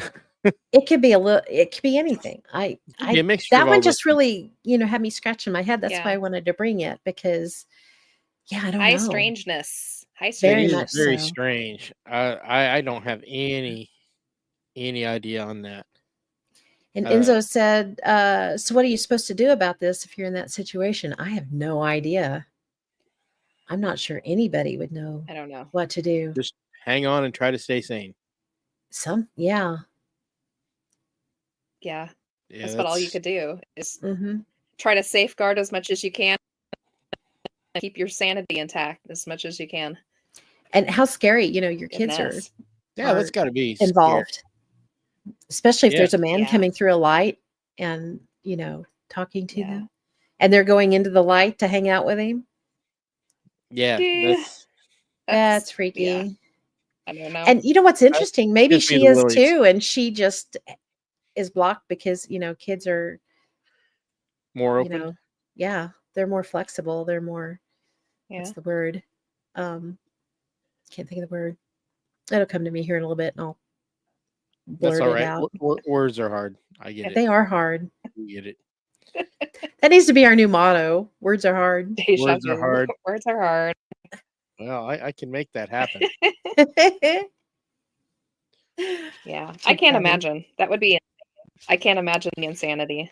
Do you see why I brought it though? Because it's like, yeah, it very much reminds me of John Kill Mothman prophecies, like the mass amount of just high strangeness that didn't seem to have anything to do with the other, oh, nice scrolling words. Just a multitude of different like things that you never thought had anything to do with each other. You've got cryptids and you've got paranormal and you've got poltergeist and UFOs and Men in Black and all of it just converging in on one spot. Yeah, it's all like it's all the weirdness in a blender. Yeah, exactly. It's all swirling together. All we need is a Crazy. giant hairy man. Yeah, just a cryptid. Throw a cryptid in there and we're good. Mm-hmm. But yeah, for it to actually mangle a wrought iron fence, dang. Oh yeah, and that made me think crazy. some sort of magnetic drive system. But I mean, I don't know. Especially with the or a portal. Yeah, maybe. Especially with the light that's so bright that they couldn't even see in the house. Yeah, that's crazy. Mm-hmm. So yeah, that one's all right. Weird. So, I'm going to do my big one. It's one of my favorite topics, and I haven't got to talk about it on any of our shows. So this was my opportunity. I'm a really big fan of Terry Lovelace. If any of you all know UFO, you know who Terry Lovelace is. He is most famous for the Devil's Den incident from 1977. It's an amazing story. He's written books on it and has done numerous podcasts and interviews and TV shows and stuff on it. It's highly detailed, and he had someone with him the whole time. So you've got two exact versions of the story, and I'm just going to go through it because it's just amazing. So, and it's in our stomping grounds, which excites me. It's within our little area. Well, not so little, but within somewhat around. Within a reasonable drive. Yes, within a reasonable drive. So, Terry Lovelace and his friend Tobias, at the time back in 1977, they were actually stationed. They were sergeants and EMTs at Whiteman Air Force Base, and Whiteman Air Force Base is in Missouri. It sets kind of between Olathe, Kansas, and Sedalia, Missouri. In that little swath inside there is where the Air Force Base sits at. And him and his friend Tobias had some time off and decided that they wanted to go do something, but they didn't have much cash between them. And his friend Tobias just all of a sudden one day said, let's go camping. Out of the blue. It's not something that either one of them did. They weren't hunters. They weren't fishermen. They weren't outdoorsmen. Neither one of them had really gone camping before. So early on, Terry Lovelace says that he felt that this entire trip was predestined in a way against their will. And you're going to get that idea as I go through it. So he's suddenly like, yeah, let's go camping. Where do you want to go? And his friend Tobias said, well, let's go to Devil's Den. It's down in Arkansas. And he was like, why would we go clear down to Arkansas? There's tons of, places to camp around us. And he was like, oh no, it's going to be great. It's a beautiful land out there. And Terry Lovelace was kind of a wannabe photographer. He had aspirations to be this fantastic photographer, and he had a really nice camera. And Tobias told him, he was like, you can get all these great pictures. And he was kind of an amateur astronomer. And he was like, there's, you can see forever out there. He was like, we'll both get something great out of this. We can have a breather on the cheap. So Terry Lovelace was like, let's do it. So they actually spent weeks planning this, down to every last little detail, including what all they were going to take. And it came up to them leaving out, and the mass amount of stuff they forgot is absolutely ridiculous. And I actually listed it here.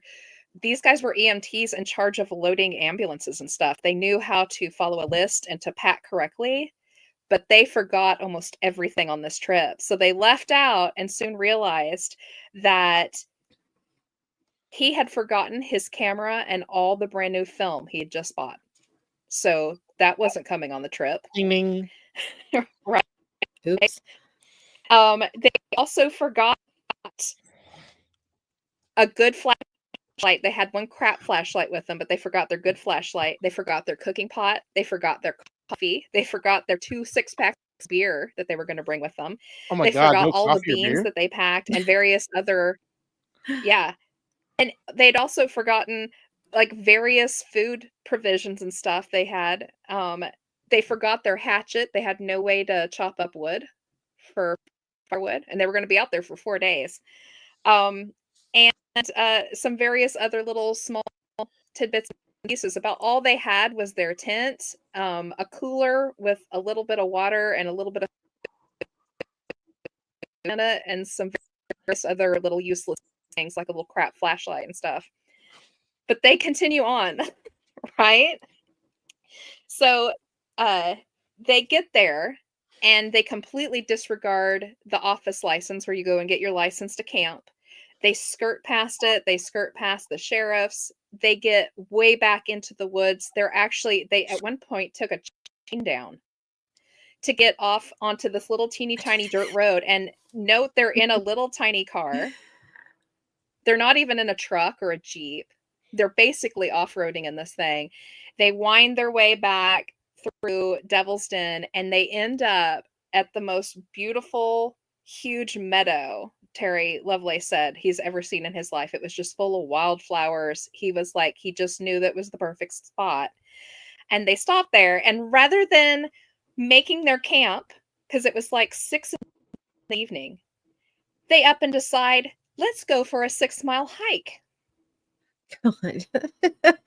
Those words Right? have never crossed my lips ever. No. Well, I mean, it wasn't originally like they Let's weren't like, just let's do a go for 6 6-mile hike. miles. They like, let's go for a hike. So they go for a hike, 6 miles. And in this time period, if you look back at it, you realize that they're starting to come underneath this really weird exhaustion. They kept calling it like a really weird exhaustion. They just felt tired. And they actually both sat down to take a break on this hike, and both promptly fell asleep and woke up a few hours later, just as the sun was getting ready to go down. Scary. His friend wakes him up by kicking him and is like, we've got to go. So they're trying to figure out their way back on this path that they've taken. They finally get back to the meadow just as it's getting dark. And they actually turn the light on in the car to shine at the meadow so they can get their tent set up, which they can't do well because they can't drive the stakes down into the ground because they were going to use the back end of the hatchet for that. So they use a rock, and they can't get much wood gathered up. So it's mostly just kindling kind of stuff that is only going to last them for a few hours. They did manage to have a few hot dogs in the cooler, so they heated those up. They finally eat, and they kind of get settled down, and they're kind of looking around the meadow in front of this little fire they've got going, and that's where the crap hits the fan, as so they say. Suddenly we get a nice Oz effect happening, and by Oz effect I mean everything in the meadow goes dead quiet. Not good. And then the friend Tobias starts seeing these 3 lights in the sky, which he at first thought were stars and then soon realized those aren't stars, and they're getting steadily closer and closer. And they're completely out of place. And starts realizing that the triangle that they're making is much darker than the sky behind it. Bum, bum, bum. Bad times are coming. Yeah. So suddenly, without much notice, this thing is right over the meadow, and those 3 lights on it are so bright it lights the entire meadow. And suddenly a search beam comes down, this bright white light one. And his friend Toby, in his infinite wisdom, decided to flash back with that little crappy flashlight they had. And when he did this, the light changed to a blue laser, which basically they described it just kind of going all over the place and shining on them, going in all sorts of different directions. I'm pretty sure that it was mapping the meadow. Probably. What it's doing. Yeah. Yeah, don't ever All shine of It it- sounds like lights at LiDAR these is actually things. what it sounds like when they describe it. Yeah. So while this blue light is flashing everywhere, they both start feeling You know? extraordinarily relaxed and sedated feeling. And both looked at each other and just kind of decided to climb into the tent and go to sleep. Not good. When Terry woke up, he said it must have been a lot later. He didn't know exactly how much time had passed, but he woke up because the tent was completely lit up, almost like from the inside, and he was extraordinarily thirsty. And he looked over, and his friend Toby was actually up on his knees and had cracked the tin open. He'd opened the zipper a little bit and was leaking out. And he realized he'd been crying and was horribly upset. And he said, "What's happening?" And Toby said, "There's yellow and green lights outside, and there's kids running around. And I don't know why."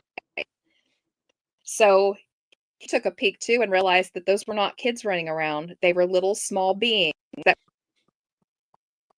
were together in groups of 2 or 3. And they were literally just running around underneath, like looking all around this little meadow area.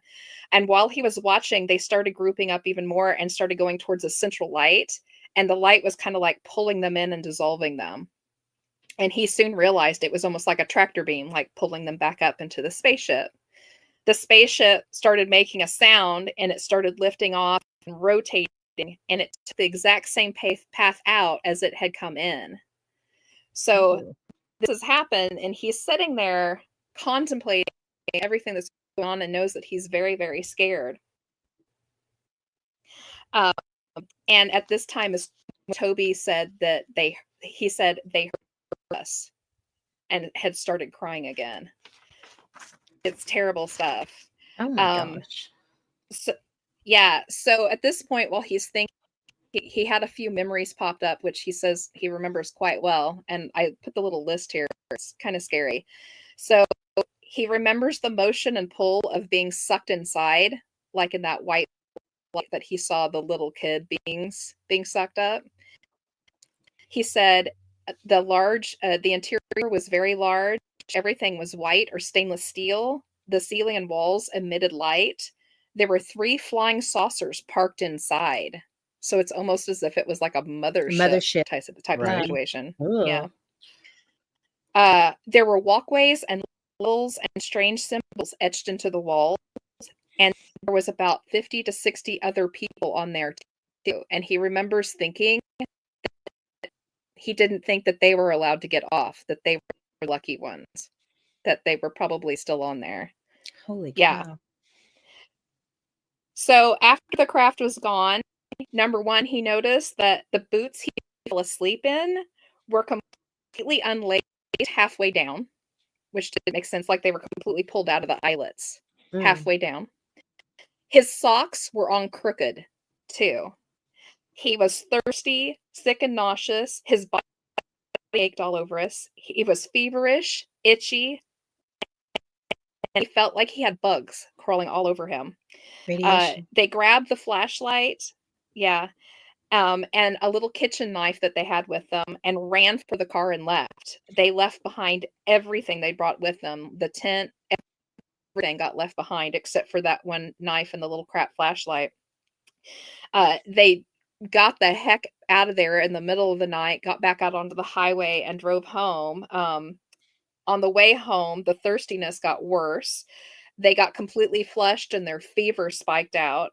Super sensitive, swollen eyes. Their skin was puffy and red. They had itchy sores all over. They were severely sunburned with no tan lines, which he realized later meant that at some point they were stripped completely. Oh.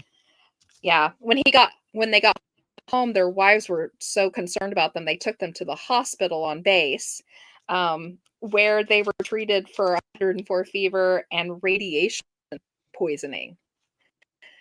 And then that's when the Men in Wasn't Black a showed up. sunburn. Yeah. Yeah. That was not a sunburn.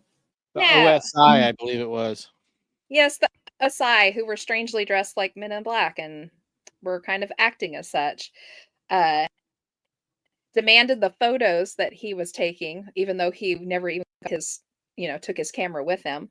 And he was never allowed to speak to Toby again. Now, he does end up speaking to him again much later. I'm not going to go into all that because this is a very long story that continues on much further. Another interesting thing, just for everybody to kind of chew on a little bit, he was given a ton of pills to take for all of this. And he was interested because he didn't recognize a lot of these people. He's an EMT, so he's seen a lot of, what comes out of the pharmacies. And he asked his pharmacist where these pills are from, and she said, well, they're not from me. I've never even seen these.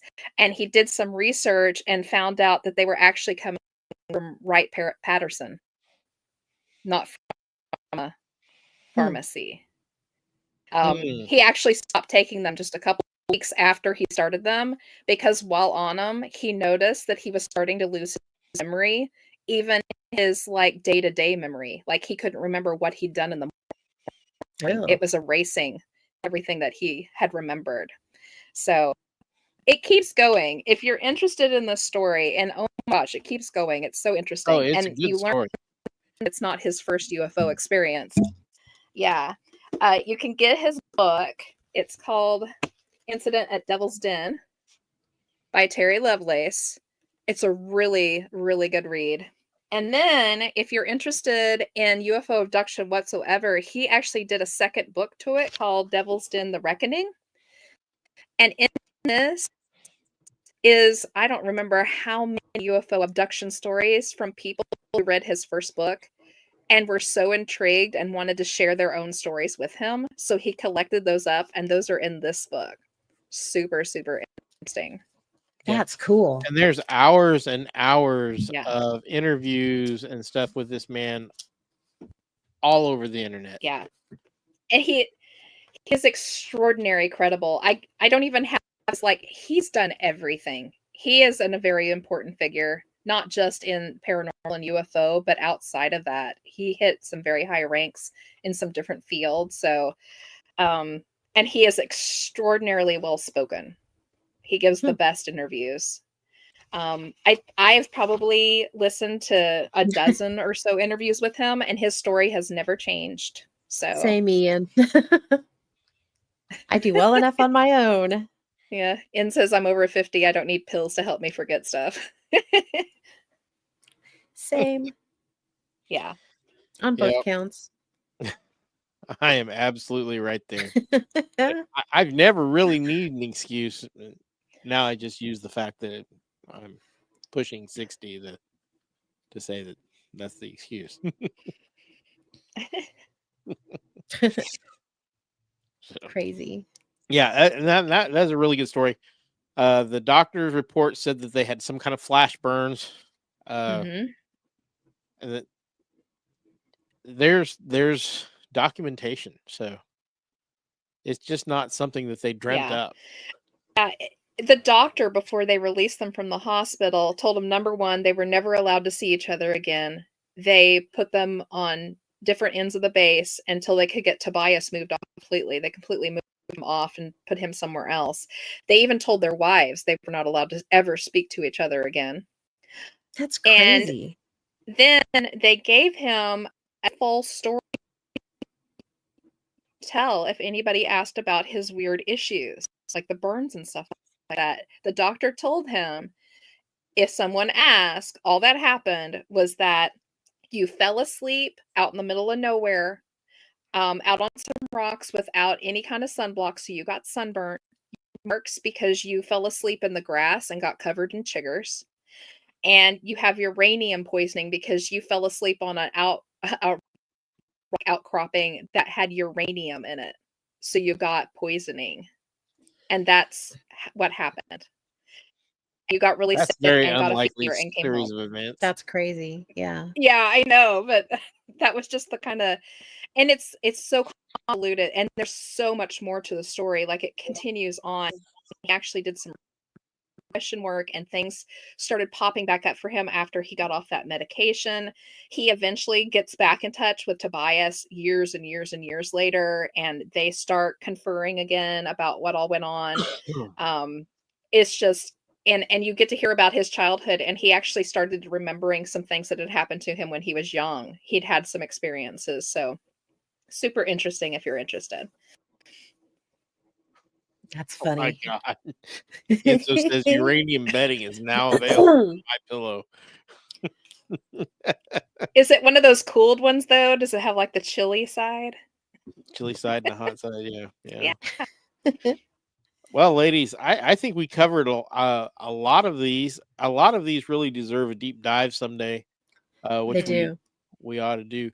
A lot of them have been deep dived so many times that we probably won't be breaking any new ground. But it is a fascinating subject, and this is just, there are hundreds of these out there. These are just some of the more well-known ones. And get on there. I invite everybody out here to get on here and start researching this stuff, because it is absolutely fascinating. Many of them are very, very different. Many of them are scarily similar. And I challenge everybody to go out there, look into it, and make up your own minds. I, quite frankly, am a little freaked out after some of the stuff I've watched, read, and heard. So It's concerning. it is. And this is a subject that I don't study enough, but I find absolutely fascinating. So It is. Yeah. all For right. sure. With that said, I think we're done for the evening. I hope that everybody has had fun listening to our nonsense, or at least my nonsense.